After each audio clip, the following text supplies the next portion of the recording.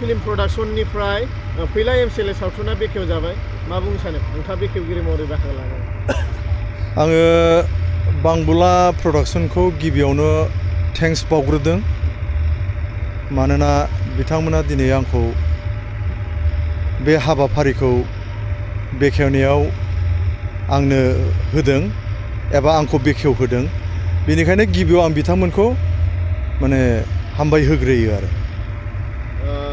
गोजोननाय मोनदों थोजासे आङो जथेस्थ' गोजोननाय मोनदों लाइफआव बेनो फार्स्ट फिल्म बेखेवनाया आंनि कालचाराव जागायजेननायनिफ्राय आं फार्स्ट फिल्म बेखेवजेननो मोनबाय आरो दिनै बेनिखायनो जोबोद मोजां मोनदों फैला MCLA सावथुनखौ बेखेवनायाव गोबां रायजो राजाफ्रा नायनो फैदों नाथाय माबायदि अनसायगोन होननानै नोंथाङा फोरमायगोन आङो दहायबो फंनैसो बुंनायाव बुंदों जियानो जाहैथों जोंनि बे सावथुनखौ फैला MCLA बे सावथुनखौ जाहाथे जोंनि रायजो राजाफ्रा गनायो एबा अनसायो आं बेखौ मिजिं थिदों मानोना आं ससे ट्रेजार नुनायावनो दानि परिबेसजों खाबजानायखौ आं नुनो मोनदों बेनिखायनो आं आरोबाव खेबसे खावलायबावनो सानदों जोंनि नायगिरि रायजो राजा जोंनि बिसेसकरि बर' समाजखौ जाहाथे अनसायनानै इनकारेज होयो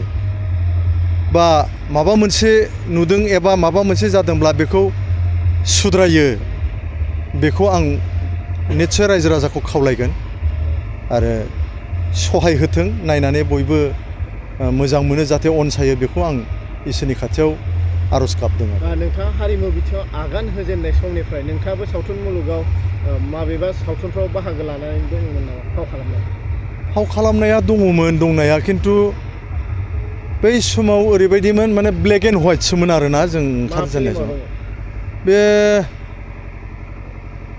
मोनसेयाथ' प्रडिउस जायाखिसै बेनि उनाव बे बारसे बिबार होननाय दंमोन आरो दा गानफोरखौबो बावगोमालांजोबलाय लांबायसो आङो बे बारसे बिबाराव आं दङमोन खिन्थु बे कालारिंमोन नामाब्रा प्रबिन बे कालारिंमोन आरोखि दा ओमफ्राय बिनि सिगाङावबो जों ओरैनो खालामबोदोंमोन खिन्थु बेफोरो प्रडिउस जाबोआखिसै अनेक 7टा 8टासो जों खालामबोदोंमोन आरो दा बे सोरनावबा गोदोसोनानै जों बेखौ फुलि महर होनो हायाखै आरो दाबो बबेबा ओंखारनो गोनां सावथुनफ्राव नोंथाङा बाहागो लानाय दं नामा दा गैथ'वा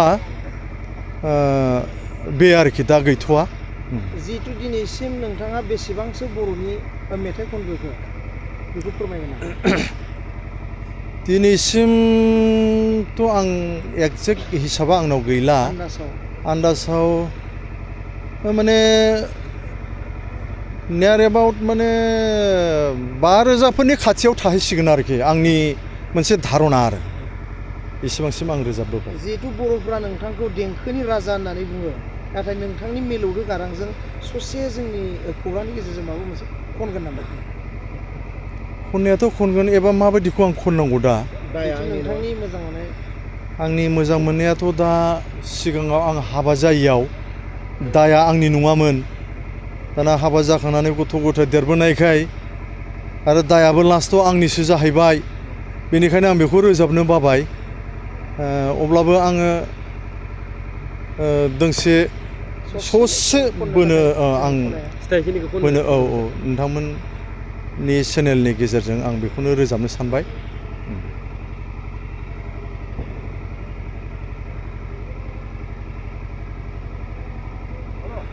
एखे निउ गोदानथार आं मोनसे रोजाबनि दे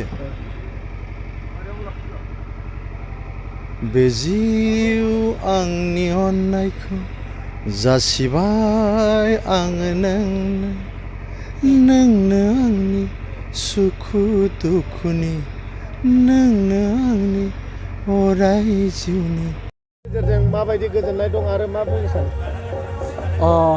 नंगौ गोलाव सम खस्थ' खालामनायनि उनावहाय दिनै जिथु फैला MCLA रायजो राजाफोरनो राजखान्थियारि सांग्रांथि होनांगौनि थाखाय जोंजों दिहुनजानाय बे सावथुना दिनै महर मोनबाय दा गिबियावनो आङो जोंनि ओनसोलनि गासै रायजो राजा बिथांमोननिसिम साबायखर बावहरगोन बे दिवालीनि रंजानाय समावब्लाबो न' गारनानै बे सावथुनखौ नायफैनायनि थाखाय आरो बिथां आदा बिग्राय ब्रह्मआ लेंहरनाय लेखा बे सावथुनखौ गोजाननिफ्राय फैना बेखेवनानै होफैनायनि थाखायबो बिथांनिसिम आङो रोजा रोजा साबायखर बावहरगोन। आं आसा खालामदों रायजो राजाफ्रा थारैनो बे सावथुनखौ अनसायनानै लागोन, गनायनानै लागोन।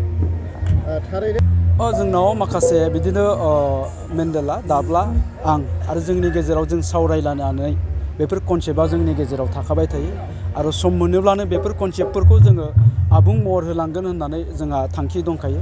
दा बे हिसाबैनो दिनै जोङो नैबे सावथुनखौ जोङो दिनै आबुं महर होनो हाबाय।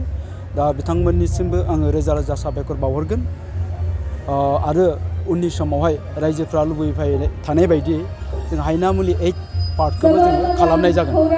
नोंथाङा बे सावथुनखौ महर होनाया बेसेबांसो लाख रां खरसा खालामखो? फैसायाथ' थांदों बिदिनो मोनसे सावथुन दिहुननो गोनांबा गोबां खरस जायो। आङो जायखिजाया आंनो बेखौल' जोंनि थांखिया खालि नैबेल' जाहाथे बे सावथुननि गेजेरजों जोंनि रायजो राजाफ्रा माबा मोनसे मोननो हायो, माबा मोनसे बुजिनो हायो। दहायनो बुंदोङो दिनै देवालिनि सान, रंजानायनि सान। बे मोनाबिलि समाव बयबो न'आवहाय बयबो आलारि बाथि सावनानै रंजायो। दा बिनि गेजेरावबो जोंनि ओनसोलनि खाथि खाला रायजो राजाफ्रा जे बिथांमोना बाहागो लाफैबाय, बिथांमोननिसिम साबायखर बावहरगोन। आरो गाबोननो अखानायैबानो गाबोनबो बे खाथियावनो दङ जोंहा लोखि बाजाराव मोनसे श' दं, बेनि गेजेराव राबां बर' बाजाराव दं, बिनि उनाव फुंबिलियाव दङ। बे खाथि खालाफ्रावनो आं आसा खालामदों बेफोर जायगाफ्रावबो थांनानै जोंनि रायजो राजाफ्रा सावथुनखौ नायगोन। दासिम फाइनाल जानाया जोंनाव 70टा पेन्डेल जाबाय। गाबोननि हरावहाय एबाउट 40-40तासो थानांगौ। दा बिनि गेजेरावनो आङो मोनथिदों, आंनो मेनेजारा खोन्थानाय बायदिब्लाथाय बे देवालिनि थाखायनो सोरबा सोरबा 13खौ सोलायनानै 14, 15, 16 बेबायदियाव लाहैफिनगोन होननानै। महर होनानैथ' गोजोननाय दं, आरोबाव बांसिन गोजोन बावगोन जेला रायजो राजाफ्रा बे सावथुनखौ अनसायनानै लागोन। अनसायबोगासिनो दंखायो रायजो राजाफ्रा, जोंहा फोथायनाय दं रायजो राजाफोरनि सायाव थारैनो अनसायनानै लागोन। गाव गावनि देहाखौ गोग्गो आरो गोख्रों खालामनो गोसो गुदुं लाइमोन एबा सुबुंफोरनि थाखाय मोजां खौरां। क'क्राझार सोहोरनि खोदोमथलायाव लानानै फैदों फिट सिटी मुंनि मोनसे जिम सेन्टार। सोरांस्रि नार्जारिनि गोदानै बेखेवजानाय फिट सिटी मुंनि जिम सेन्टाराव फैनानै नोंथाङा नोंथांनि देहाखौ गोग्गो आरो गोख्रों खालामना लादो। अब्ला मानोथो गोबाव खालामखो? नोंथाङा थाबैनो फिट सिटीआव एडमिसन लाहैदो।